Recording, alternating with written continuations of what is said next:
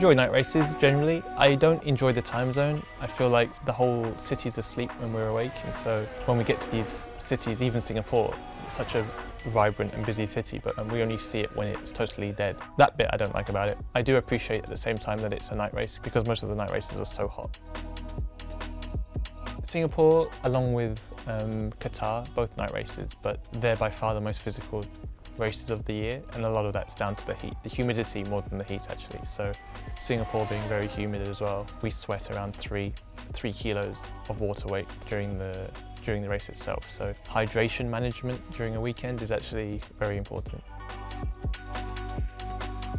The hardest thing about night races, to be honest with you, they're very similar than daytime races. The only thing I would say you consider is your visor tint, which is a little bit of a strange thing, but a lot of the races will start kind of at sunset and then go into a night race, so you need to balance the sun in your eyes to having a clear enough visor when it turns nighttime. Very boring and technical.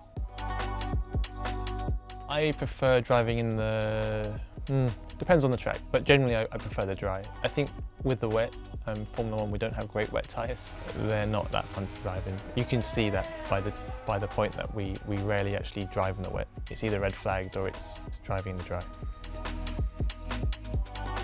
The most challenging conditions would actually be here at Singapore. We drove in the wet, and it actually rains quite a lot in Singapore, and because it's a street track it's so slippery. All the paint markings that you can see on the road, all the lines around are incredibly slippery. When you're in the wet and you're going over these white markings, the track's very easy to spin and make mistakes. The main thing is a wet track on a street track is generally more slippery than on a non-street track, and that's all down to the markings on the road. Formula 1 have this, like, it's called grippy paint, but it's not grippy. Grippier than your regular motorway markings, but it's still very dangerous. Yeah, very tricky, and also on street tracks the drainage can be quite bad, so we get rivers forming along the track quite a lot of the time.